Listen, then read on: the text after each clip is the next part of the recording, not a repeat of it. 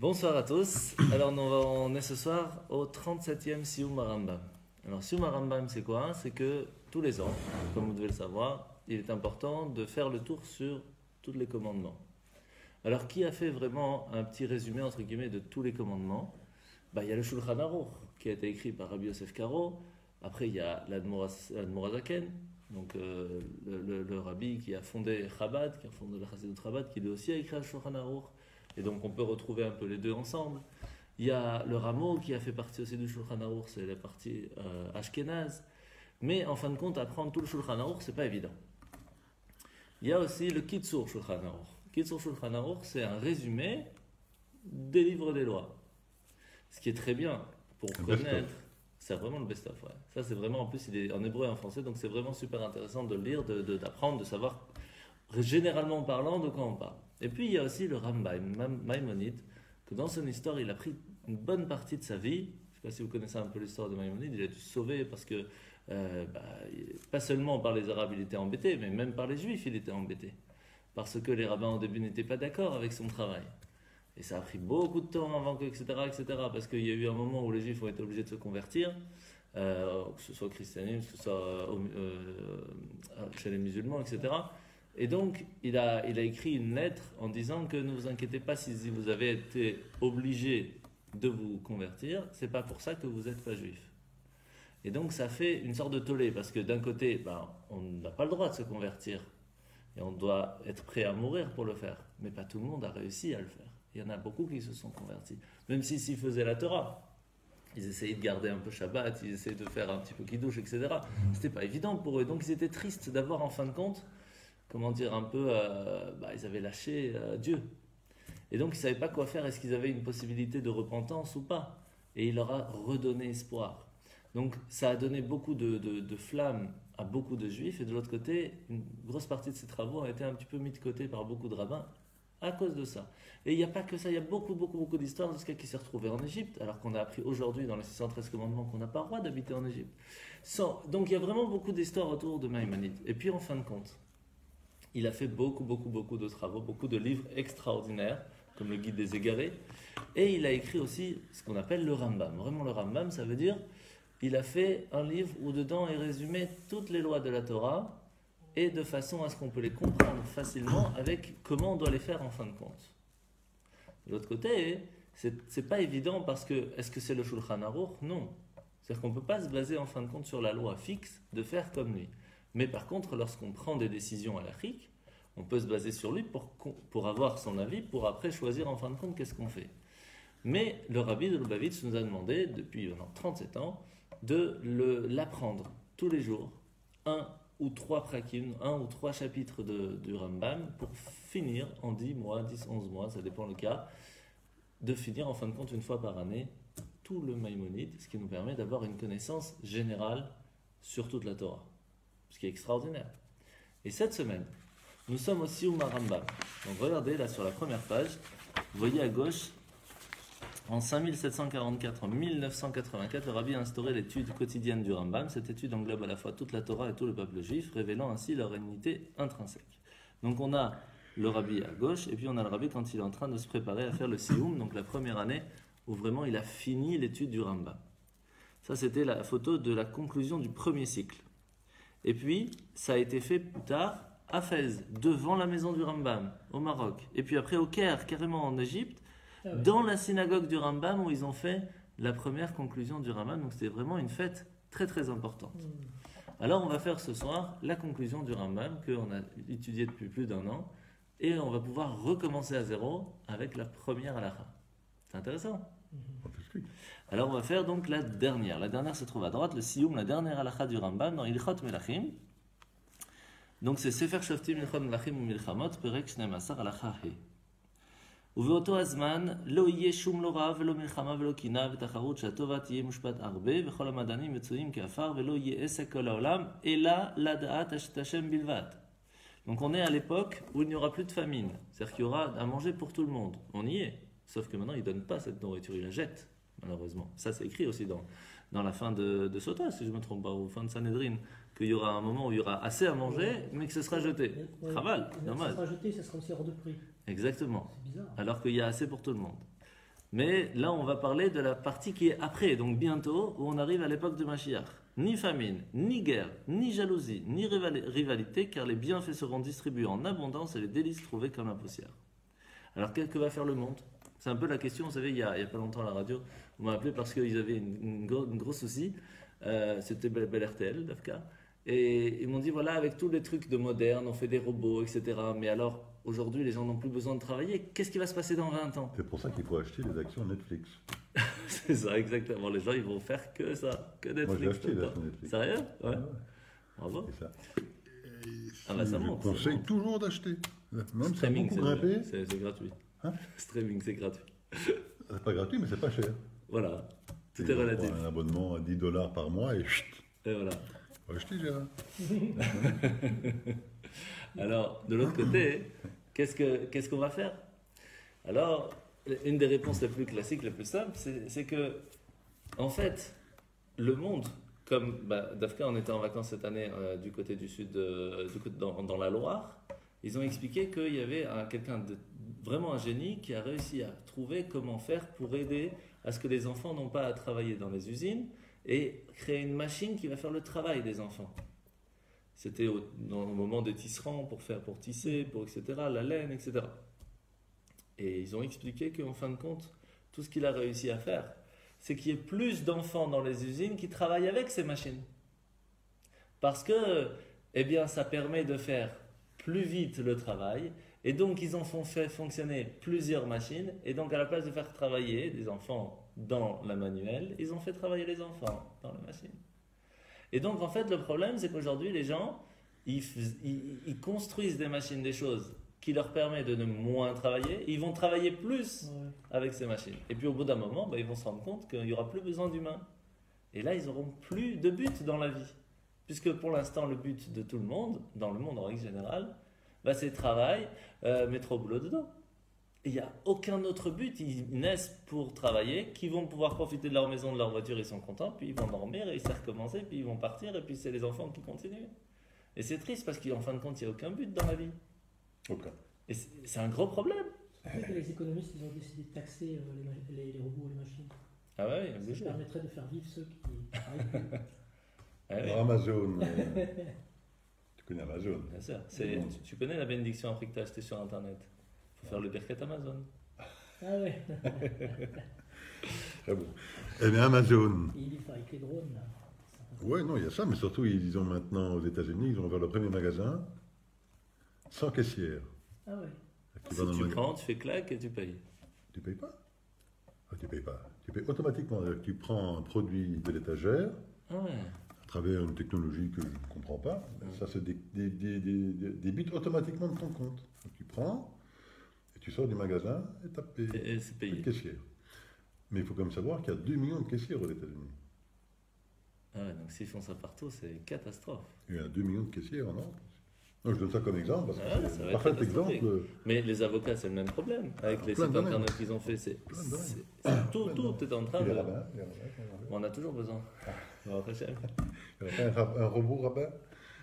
Pour répondre aux questions à l'achat, peut-être, parce qu'il y a des choses de base. Mais il n'y a pas que ça. Il n'y a pas que ça. Faire des discours. Aujourd'hui, tu mets sur internet, tu mets play, tu n'as pas besoin. Donc il y a des choses qui vont. Mais heureusement qu'on a Shabbat. Heureusement qu'une mezouza ne peut pas s'écrire par un robot. Voilà, c'est ça. Tu vois, donc, mais vérification de mezouza à tefilin, ça se fait déjà par ordinateur. Mais ça ne suffit pas, il faut le faire aussi par la personne. Mais ça. La différence, c'est que le sofer se permet d'avoir plus de temps pour en faire plus, pour aider plus de monde, puisqu'il a l'ordinateur qui lui donne un coup de main pour travailler mieux, mais pas pour lui enlever son travail. C'est ça la différence. C'est que ça lui permet de faire mieux son travail. Donc, c'est pas toujours évident de trouver. Et donc, en fin de compte, quelle est la réponse? La réponse, c'est qu'il faut d'abord trouver un but dans sa vie. Le problème, c'est qu'aujourd'hui, les gens n'ont pas de but dans leur vie. Alors, qu'est-ce qu'ils vont faire? Eh bien, le Rambam nous dit Velo hiye sekol olam ela ladat Hashem bilvad. Le monde entier ne s'occupera que de la seule connaissance de Dieu. C'est la seule chose qu'on va faire. On va seulement essayer de reconnaître, de comprendre, de ressentir, de vivre avec la connaissance divine qui se trouve, quand on étudie la Torah, on sait où chercher pour le trouver. Et en fin de compte, à force d'étudier, on se rend compte que Dieu est partout, pas seulement il est partout. Le monde, c'est Dieu. Chaque parcelle du monde, c'est une partie divine. Mais il faut vouloir le voir. C'est ça la force. Et donc on sera occupé à partir de ce moment-là, puisqu'on n'aura plus d'autre travail, à s'occuper, à rechercher, à raffiner le monde pour qu'il soit une demeure pour Dieu. Ce sera magnifique. Mais aujourd'hui, étant donné qu'on n'a pas l'habitude de vivre de cette façon, on se dit mais ça va être une catastrophe. Ça va être très difficile à vivre. Qu'est-ce qu'on va bien pouvoir faire pendant tout ce temps? C'est pour ça qu'il y en a qui font Netflix. Ah oui, obligé. Mais quand il y aura Mashiach, là il n'y aura plus besoin de Netflix. Puisque on va plus s'occuper par des choses qui ne veulent rien dire, qui sont sans aucune valeur en fin de compte. Mais on va plus essayer de rechercher comment évoluer de façon spirituelle. Comment essayer de s'approcher un maximum de la divinité, à quelque chose d'au-delà du matériel. Parce que tout ce qui est matériel, on va se rendre compte que tout ça, ce n'est que du matériel. Ce n'est pas quelque chose de concret. Même acheter quelque chose, on se rend compte aujourd'hui qu'on n'est même pas sûr si ça va valoir quelque chose. Rien ne vaut plus rien. Et c'est ça la question qu'on se pose. Sur quoi je vais baser mon argent? On se pose la question. Alors on met sur de l'argent monétaire qui n'est plus physique. On essaye d'acheter des actions. Tout ça, c'est déjà Netflix. Ouais, et tout ça. Moi, plaisir. Et tout ça, ça nous montre déjà comment. C'est bon, Alexis. Je vais parler à Raïm, je lui dis, va sur Netflix. Tu mises à la baisse sur Canal+. Ah, Canal, ça fait bien. Alors, et donc on se rend compte vraiment comment est-ce que le monde commence déjà à vivre de façon plus spirituelle. Malheureusement pas de la même façon, puisque c'est tout encore Wi-Fi, rayons, ondes, etc. Mais il y a beaucoup moins de physique matérielle. Et les gens ne savent plus quoi inventer, que ce soit dans les séries, que ce soit dans les films, tout, ils ne savent plus quoi inventer. Ils prennent que des anciens trucs qu'ils essayent de mettre au goût du jour parce qu'il y a tellement la volonté de faire plaisir et on rajoute, et puis le cœur et le corps a encore envie de plus, mais on a déjà tout donné. Qu'est-ce qu'on va? Alors on essaye encore plus, et science-fiction encore plus, et on essaye d'aller encore plus loin. Au bout d'un moment, il n'y a plus. Il n'y a plus. Alors on prend des anciens trucs qui ont plu, parce que comme ça a plu, alors ça va, hop, c'est tout, ils ne savent plus quoi inventer. Saturation. Exactement, parce que plus on donne, plus on veut. Plus on donne au corps, plus il veut encore. Il n'y a pas de secret. Et donc c'est pour ça que la seule chose qui est sans limite, c'est la connaissance. C'est sans limite. Et c'est pour cela qu'il y a beaucoup qui viennent étudier la Torah pour la connaissance, ce qui est déjà magnifique. Mais ce n'est pas encore ça le but. Le but que le Rambam nous dit, c'est que quand on va arriver au moment de Mashiach, on ne va pas étudier pour avoir plus de connaissances, on va étudier pour pouvoir s'approcher et comprendre qu'est-ce que Dieu, qu'est-ce qu'il veut du monde, qu'est-ce qu'il veut de nous, pourquoi il nous a mis ici, qu'est-ce qu'on peut faire ici pour lui. C'est des questions beaucoup plus difficiles. Et ça ne s'apprend qu'avec Torato Shel Mashiach. Une Torah que nous allons recevoir quand Mashiach va venir.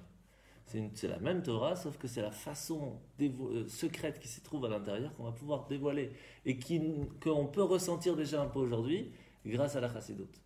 La Chassidoute nous permet de ressentir un petit peu ce que c'est la Torah Takabala, entre guillemets, la Torah secrète. Alors quand on tourne la page, on voit la suite. C'est pourquoi les Juifs seront tous de grands sages, connaissant les choses cachées, comprenant l'intention de leur Créateur comme ce que peut en saisir l'homme, ainsi qu'il est dit, car la terre sera remplie de la connaissance de Dieu comme l'eau recouvre les océans. Étant donné que nous, ça fait déjà plus de 3000 ans qu'on essaye de comprendre c'est quoi la volonté de Dieu, qu'est-ce qu'il veut de nous, etc. Donc automatiquement, on sera des sages. On aura des connaissances que les autres mondes n'auront pas. C'est comme l'eau recouvre les océans. Ça veut dire que... L'océan, c'est l'eau. L'eau ne recouvre pas les océans. Ah si, puisque l'océan, c'est tout ce qui est à l'intérieur. Et l'eau le recouvre. On ne peut pas voir ce qu'il y a à l'intérieur. L'océan, c'est pas l'eau. L'océan, c'est l'endroit où il y a l'eau qui s'y trouve. L'eau se trouve dans l'océan Atlantique. Et l'océan, donc si on enlevait toute l'eau, c'est toujours l'océan, c'est l'endroit de l'océan. Il y aurait toujours un océan, ouais.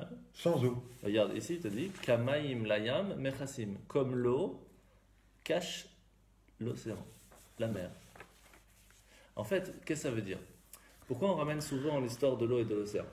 Tout simplement parce que il y a une grande différence entre le monde terrestre et le monde, comment on dit, en dessous de la mer? Marin. Sous-marin. Sous-marin. La différence, c'est que quand on est sur la Terre, on voit ce qu'il y a. On le voit avec les yeux. Sauf que quand tu regardes la mer, tu vois pas ce qu'il y a en dessous. Sauf si tu... Si tu vas en dessous... Non, une mer bleue, magnifique. Va chercher. Et même, tu peux pas avoir tout ce qu'il y a tout en dessous. C'est pas possible.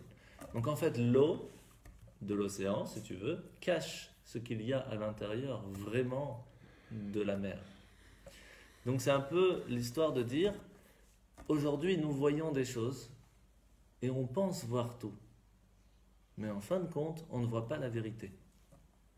Et de la même façon que nous, on pense qu'on ne voit pas ce qu'il y a à l'intérieur de la mer parce que le recouvre les secrets qui s'y trouvent, de la même façon, on va comprendre que tout ce que l'on voit avec les yeux aujourd'hui, ce n'était qu'un cache par rapport à la véritable connaissance de la divinité qui se trouve dans le monde. De la même façon. Tellement on pense que nos yeux ils voient ce qu'il faut, qu'on se trompe complètement. Et ça, on le voit en fait à quel moment? Au moment du don de la Torah. Au moment du don de la Torah, c'est écrit qu'on a vu ce qu'on a entendu et on a entendu ce qu'on a vu. Quand on a vu la Torah, on a vu ce qu'on a entendu, les paroles. Ça ne veut rien dire. En fait, l'histoire, c'est que ce que nous, on entend en règle générale, quand on entend quelque chose, c'est des choses qu'on n'est pas sûr. C'est-à-dire que si, par exemple, je te dis, on a entendu que telle personne, il était dans tel endroit. C'est peut-être vrai, c'est peut-être pas vrai, c'est 50-50. Par contre, si je te dis, j'ai vu telle personne à tel endroit, c'est sûr. Si je te dis maintenant, comment fonctionne le monde? Quand on travaille, on gagne de l'argent. Grâce à l'argent, on peut faire des choses.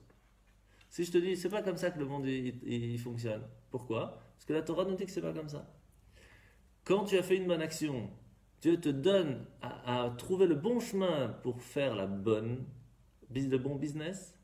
Et c'est ce qui va te permettre, en fin de compte, de gagner ton argent. Ça veut dire que entre l'action et conséquence, qu'est-ce qui fait quoi? Est-ce que c'est parce que tu as fait la bonne action qui a eu la bonne conséquence? Ça veut dire que tu as choisi la bonne action à acheter, ou alors tu as misé sur Netflix par exemple, et c'est ça qui a permis en fin de compte que tu vas gagner de l'argent? Ou c'est parce que tu as fait une bonne action, et Dieu pour te récompenser va te faire acheter des actions chez Netflix, qui va en fin de compte te faire gagner beaucoup d'argent? Qu'est-ce qui est l'action? Qu'est-ce qui est la conséquence? Est-ce que l'action, c'est que tu as acheté et la conséquence, c'est que tu as gagné? Ou l'action, c'est la bonne action que tu as fait avant et la conséquence, c'est que tu vas acheter les actions? C'est difficile. Alors nous, ce qu'on voit avec les yeux, ce que les gens voient en règle générale, c'est moi, perso, qui est parti chercher, se me débrouiller, réfléchir et acheter. Donc moi, j'ai fait l'action. La conséquence, c'est que j'ai gagné. Ça, c'est ce que les gens voient. Hachem, il te dit, non, tu n'as rien compris. L'action, c'est les bonnes actions que tu as fait. Tu as mis tes tefs, tu es venu à un cours de Torah, tu as fait une bonne action, tu as pensé à un autre, tu as fait plaisir à ta femme. Non, mais Chané, tu as fait une bonne action. La conséquence, c'est que tu vas faire un bon business. Tu vas trouver les bonnes choses à acheter. Et il te fait croire que c'est toi qui as trouvé. Mais en fin de compte, ce n'est qu'une conséquence des actions que toi ou tes parents. Oui, il faut faire attention. Qu'est-ce qui se passe lorsque Mashiach viendra? On aura la chance de pouvoir s'occuper d'autre chose que des choses matérielles. C'est quand même un kiff. C'est difficile à comprendre aujourd'hui, mais ça va être spécial. Alors pour vraiment essayer de comprendre, c'est simple. Alors toi, tu as de la chance d'avoir déjà appris un peu de Gemara. Ouais. Alors tu sais ce que c'est le kiff quand tu es dans la Gemara. Tu es dans un autre monde. Le monde s'écroule, tu es dedans, c'est fini. Ben, c'est un peu ça le kiff. Tu es en pleine Gemara, mais toute ta vie. Ça veut dire que tu seras dans la connaissance divine, dans une connaissance. Tu vis dans un autre monde. Mais tout le monde sera comme ça. Et on sera tout le temps en train de chercher, on va voir quelqu'un, comment ça va, moi j'ai appris ça, t'as vu, j'ai vu ça, j'ai vu ce rideau, j'ai entendu. Et ça va être comme ça tout le temps, et on va évoluer. Ça va être extraordinaire. Mais si on n'a jamais goûté à ce que c'est l'étude, on ne peut pas comprendre. C'est pas possible. C'est pas possible. Si on n'a pas goûté ce que c'est l'étude, on ne peut pas comprendre ce que c'est de vivre de cette façon. Pas possible. Alors maintenant, on va commencer avec le début du Rambam. Maintenant qu'on a fini, de la même façon qu'à Simchat Torah, lorsqu'on a fini la paracha Zot HaBracha, tout de suite on fait Bereshit, parce qu'il n'y a jamais de fin. Toujours on recommence. Alors on va voir Sefer Hamata Elichot Yesodei HaTorah Perek Rishon Halacha Aleph. Yesod Yesodot Ve'amud HaChachmot Leida Sheyesh Sham Matzui Rishon Ve'hu Mamtzi Kol Nimtza V'chol HaNimtzaim Mishamayim Va'aretz U'ma Shebenehem Lo Nimtzeu Ela Mematat HaMatzu. Qu'est-ce qu'il dit ici? Le fondement de tous les fondements et le pilier de toutes les sciences et d'être conscient qu'il est une existence première qui fait venir toute chose à l'existence, toute chose existence du ciel et de la terre ou intermédiaire n'est venue à l'existence qu'en vertu de la réalité de son existence. Ça fait beaucoup de mots là-dedans. Beaucoup d'existence. Ouais. En 2 mots, c'est dur ça. Donc pour résumer, la première chose que le Rambam nous dit, c'est qu'avant de commencer même à étudier, avant même de commencer à dire se lever le matin, il faut savoir que toute l'existence qui se trouve dans le monde, tout ce qu'il y a dans le monde, n'existe que parce que Dieu l'a bien voulu. N'existe parce que Dieu a laissé la place à l'existence. S'il n'y a pas la place à l'existence, rien ne peut exister. Et c'est pour cela que Bereshit, c'est vraiment le début de la création du monde, c'est Bereshit. 2 choses. Il faut qu'il y ait la Torah, il faut qu'il y ait Israël. Et ça, c'est Réchit. S'il n'y a pas ça, il n'y a rien. Le monde n'a aucun but s'il n'y a pas la Torah et Israël ensemble qui fonctionnent. S'il n'y a pas ça, il n'y a rien. La preuve, c'est quand on est arrivé pour recevoir la Torah, Hachem, il nous a pris la montagne, il l'a mis sur la tête, il nous a dit c'est simple. Moi, j'ai créé le monde pour que toi, tu acceptes la Torah. Si tu veux, pas de problème. On continue, on reçoit la Torah. Tu veux pas, on recommence à zéro, on explose tout, il n'y a pas de problème. On recommence. Donc on voit qu'il y a un but dans le monde. Il n'y a jamais eu une personne qui a construit un objet sans aucun but. Ou alors c'est qu'il n'a rien dans la tête. Quoi qu'on fasse, on va le faire avec un certain but. Sinon c'est que... Stam. Des fois il y a des galeries d'art, on se demande quoi. Ah oui, non mais ça, les galeries d'art c'est encore autre chose, c'est pour faire de l'art, même si ça veut rien dire. Ouais. C'est comme de l'art contemporain, ils sont contents mais pour rien quoi. Mais c'est la même chose, il y a un but, même s'il est bête, mais il y a un but, ça n'existe pas une création. Voilà, il y a une recherche pour avoir un but, sinon ça ne sert à rien de créer. Alors est-ce qu'il est possible de dire qu'un monde aussi vaste, avec toutes ces différences, avec toutes ces créations, a été créé pour rien? C'est pas possible. Donc il y a un but. Et la question c'est quoi le but? Alors si on dit que le but c'est quoi? C'est mettre au boulot de dos, alors autant faire que des animaux. Les animaux, ils n'ont même pas besoin de faire mettre au boulot de dos, ils ont les maisons, ils ont tout ce qu'ils ont envie, ils ont de quoi manger, ils ont les femmes, ils ont tout. Pourquoi faire des humains? Pour qu'ils fassent comme les animaux. Eux, nous on se galère pendant des années à faire des études pour avoir un travail. Le travail nous amène l'argent. L'argent nous amène la maison quand on a de la chance. Et après, qu'est-ce qu'on fait? On en profite. Les animaux, ils se lèvent, ils viennent d'arriver, ils ont la maison. Ils savent marcher direct. Ils n'ont pas besoin d'aller à l'école, ils n'ont pas besoin de chercher à manger, ils ont tout gratos. Ils ont tout gratuit. Alors pourquoi les humains, c'est pas comme ça? Est-ce qu'on a l'histoire du gars qui est en train de pêcher? Ah oui, qui lui dit mais pourquoi tu vas pas travailler, et le milliardaire qui lui dit mais va travailler comme ça tu pourras ça et puis tu pourras faire ça et tu pourras faire ça et en fin de compte tu pourras être tranquille à pêcher. Puis, voilà, je pêche. Et il est en train de pêcher. Et le gars il dit qu'est-ce que tu fais? Je suis en train de pêcher, peinard. Il dit mais tu avais un petit bateau, une petite barquette, tu pourrais aller là au milieu là, de la mer et là tu pêcherais plus de poissons que là du bord de la mer. Et après je fais quoi? Il dit une fois que tu as plus de poissons tu peux les vendre au marché. Et ok, très bien. Avec l'argent, tu pourras acheter une deuxième petit bateau et tu recrutes quelqu'un dans le deuxième bateau. Comme ça, vous pourrez pêcher encore plus. Ah bon? Et après, qu'est-ce que je fais? Ben après, avec cet argent, tu vas pouvoir acheter 10 bateaux. Et puis, tu auras beaucoup de poissons et tu vas pouvoir les vendre, tu fais une grande entreprise. Et ça continue comme ça, et tu vas devenir... Et alors, une fois qu'il est devenu milliardaire, alors après, qu'est-ce que je fais? Ben après, tu pourras arrêter de travailler, tu pourras venir pêcher. C'est fou. C'est fou comme quoi le bonheur, en fin de compte, il est juste à côté de nous. Mais c'est pas évident de l'attraper. C'est pas évident de se rendre compte qu'on a déjà la possibilité d'être heureux et on va chercher le bonheur autre part alors qu'il est devant nous. C'est comme souvent des gens qui recherchent la vérité autre part alors qu'elle est juste devant leurs yeux. Ça aussi, c'est classique. Et donc, et ça, je parle pas dans le couple, ça c'est encore un autre problème. Alors, sur ça, il y a l'histoire très classique de Shmulik. C'est un ouvrier qui est tout le temps en retard au boulot. Tout le temps en retard au boulot. Tout le temps, c'est pas possible. Alors, le patron, au bout d'un moment, il dit mais c'est pas possible, il faut arranger ça, c'est pas possible, tu peux pas continuer comme ça. Alors, il lui dit qu'est-ce que je fais? Alors, il dit va voir le docteur. Il va voir le docteur, et le docteur lui donne un pilule de somnifère à prendre à 8h du soir, comme ça le lendemain matin à 5h il peut être réveillé pour être à 5h30 au boulot. Alors il appelle son patron, il dit demain matin 5h je serai là, j'ai la pilule, tout est bon. Il prend, il se réveille 5h, il arrive 5h30, tout pile, le patron il le regarde, il dit eh ben alors il dit bah, tu as vu, ça a marché 5h30, je suis là, mais vraiment à l'heure. Il dit ah ouais ça c'est bien, mais t'étais où hier? T'étais où hier? Il a dormi une journée en plus. Ah oui, il n'a pas compris tout de suite. Donc, oui. Le problème, c'est que le temps, très souvent, on en a parlé une fois dans la conférence, le temps c'est de l'argent, mais en fait, l'argent c'est le temps. Un peu comme la même histoire. C'est pas que le temps nous permet de gagner de l'argent, l'argent devrait nous donner la possibilité de profiter de notre temps. Il faut quand même l'avoir là. C'est ça, il faut des deux. Mais il ne faut pas oublier que l'argent est fait pour qu'on profite de son temps.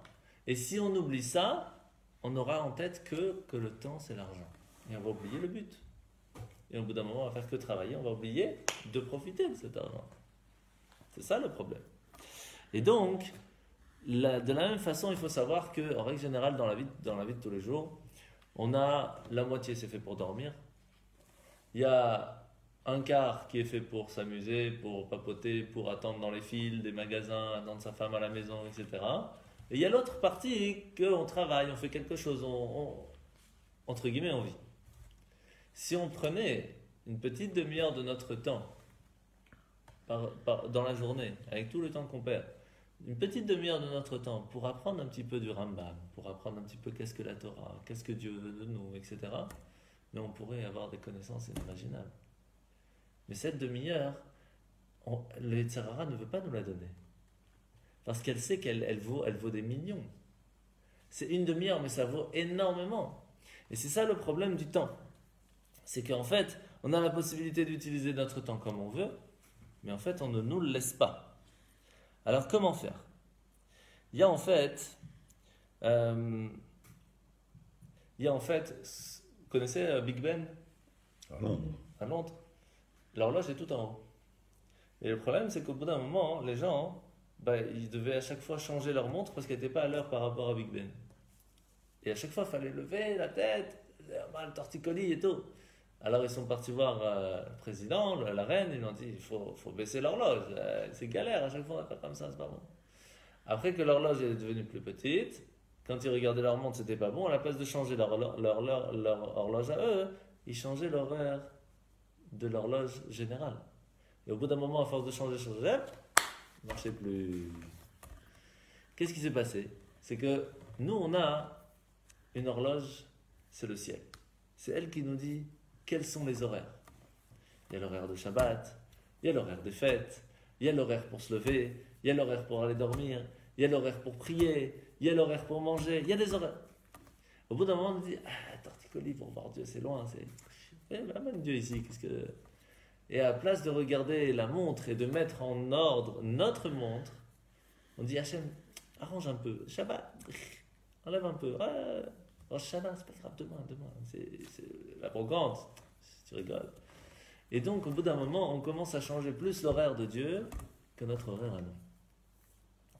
Et ça, c'est problématique. Ça, c'est pas possible. Ça marche pas. Parce qu'il faut tenir compte de l'horaire qu'Hachem il a mis dans le monde. Il a donné des horaires pour que le monde fonctionne. Et si on ne tient pas cet horaire, on pense que notre horaire est meilleur, il n'y a plus rien qui tient. Ça, c'est un problème. C'est pour cela que le Rambam Maïmonide, nous a toujours dit de faire attention à comment on doit se comporter. Et il nous a donné dans tous les livres qu'il a écrits une façon de se comporter. Et c'est très important de savoir comment se comporter. Et c'est pour cela qu'il y a la grande question qui se pose, parce qu'on parle à la fin du Rambam de Mashiach. Est-ce que quand il y aura Mashiach, il y aura encore toutes les lois? Et la réponse, elle est qu'il n'y aura plus les lois. Alors, qu'est-ce que ça veut dire? On pose la question aussi, est-ce que quelqu'un qui a été enterré avec un habit qui a du lin et de la laine, comment ça va se passer quand tu Mashiach va se réveiller? Il y aura Triat HaMetim, qu'est-ce qu'il va faire? Puisqu'il n'y a plus les lois, il peut garder, il ne peut pas garder. Et la réponse, elle est que ce n'est pas les lois qui vont être annulées. C'est l'obligation de la loi qui va être annulée. on se sera tellement conscient de voir l'importance de faire les choses qu'on n'aura pas besoin de t'obliger. Imagine qu'il y a un ange qui vient maintenant qui te dit, tu vois, maintenant c'est l'heure d'Arvit, tu dois faire Arvit. Est-ce que tu vas te poser la question oui ou non? Il y a un ange qui est là. Hop, je fais tout de suite, je ne me pose pas la question. Quand tu auras Mashiach, il y aura une telle révélation divine qu'on ne se posera pas la question est-ce qu'on peut avoir du lin et de la laine ensemble? Il va se lever, la personne, il va le jeter directement. Il ne pourra pas vivre avec. On va plus se poser la question qu'est-ce qu'il faut pas. Ce sera normal de faire les choses bien. Ça n'existera pas de faire les choses à l'encontre de la raison de la création du monde. Ce n'est pas possible. Et ça, c'est quand il y aura Mashiach. Mais tant qu'il n'y a pas Mashiach, on se doit de savoir ce qui est bon et ce qui ne l'est pas, pour pouvoir faire depuis déjà maintenant ce qu'il faut. Sinon, ça va être difficile le jour où il va arriver, on va être perdu. De toute façon, on va être perdu, quoi qu'il se passe, parce qu'on n'a pas l'habitude vraiment de vivre à 100% comme il le faut. Sans compter que quand il y aura Mashiach, il y aura le temple. Et alors, c'est encore un autre monde où il faut être pur à chaque instant. Vous imaginez ce que ça veut dire? Pur à chaque instant. À Jérusalem, dans la vieille Jérusalem, il y avait plus de 100 mikvés. Ici, on court pour en avoir un. C'est un autre monde. Ils ne pouvaient pas se sentir impurs. C'était trop dur pour eux. Aujourd'hui, on doit tirer avant qu'une personne va au mikvé. Parce qu'on est tellement habitué à ne pas vivre dans la pureté qu'on se rend même pas seulement on se rend pas compte, c'est dur pour nous d'aller dans la pureté. Parce que ça veut dire qu'on va devoir travailler pour y rester. Et comme on ne va pas tenir longtemps, laisse tomber, parce qu'on va se bagarrer pour 30 secondes de pureté. Dommage, laisse tomber. C'est dur, mais on ne se rend pas compte de la tristesse qu'est notre monde aujourd'hui par rapport à ce que ça devrait être véritablement. Et c'est pour ça que,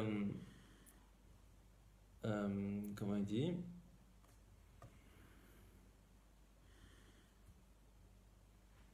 ouais.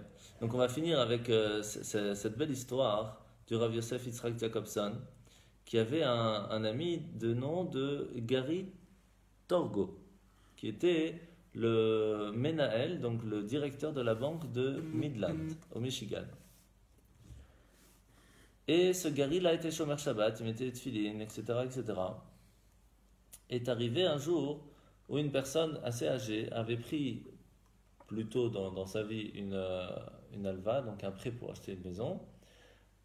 Malheureusement, au bout d'un moment, il ne pouvait plus payer, après plusieurs années, et la banque allait le jeter dehors. En tant que directeur, il voit que c'est quelqu'un de la communauté, etc. Il voit l'histoire, il dit, mais attendez, vous allez le mettre dehors alors qu'il a déjà payé... combien il reste à payer? $5,200 sur $850,000, et vous faites une histoire. Lui-même, il fait un chèque, et il lui dit, c'est bon, vous pouvez rester chez vous. Donc c'est joli comme action. Il ne le connaissait pas, rien du tout.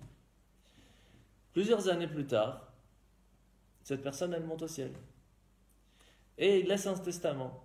Et il dit, dans le testament, que la maison, il voudrait qu'elle soit vendue pour donner à des œuvres caritatives de la communauté juive. Et donc, elle valait $850,000. Mais il a précisé que ce doit être le directeur de la banque, celui qui lui avait payé, qui lui va choisir où envoyer. Et donc lui, il va en fin de compte couper ça en 10, ça va faire 85 000, et il va pouvoir transférer à tout le monde. Jusque-là, l'histoire est jolie. Mais ce qui est intéressant, c'est l'avocat. L'avocat qui vient voir le banquier, le directeur de la banque, et qui lui dit, voilà, moi je suis un notari catholique, c'est-à-dire je suis un non-juif qui est catholique. J'aime beaucoup lire la Bible. Mais je me suis toujours posé la question, pourquoi le peuple juif a été choisi pour être, entre guillemets, le peuple élu? Et bien là, j'ai ma réponse. Parce que pour faire des choses comme ça, c'est qu'il y a quelque chose de spécial. Et je comprends maintenant pourquoi Dieu vous a choisi en tant que peuple juif. Donc en fin de compte, la question et la réponse revient tout à la même chose. Depuis le début, le Rambam nous a toujours parlé, et la même chose pour l'Admor HaZaken, puisque dans le Baal Shem Tov, puisque nous sommes le lendemain de Chai Elul, on en a parlé mardi.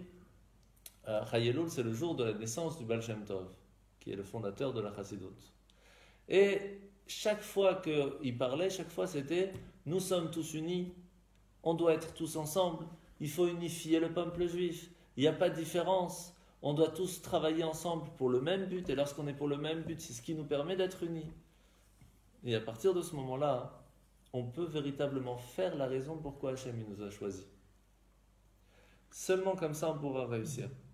Et quand on aura réussi à faire ça, alors Mashiach pourra arriver. Et à ce moment-là, tous les problèmes matériels vont s'envoler.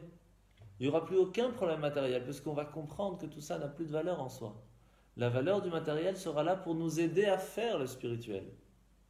Et c'est quelque chose qu'aujourd'hui, on peut le voir, mais on ne veut pas le voir. Parce que vous imaginez qu'avant, pour pouvoir avoir de l'eau à la maison, le temps qu'il perdait, et donc il ne pouvait pas étudier avec ce temps-là de perdu. Aujourd'hui, on veut boire un verre d'eau, on va au robinet, on prend, on boit. Ils voulaient manger, ils n'avaient pas de micro-ondes.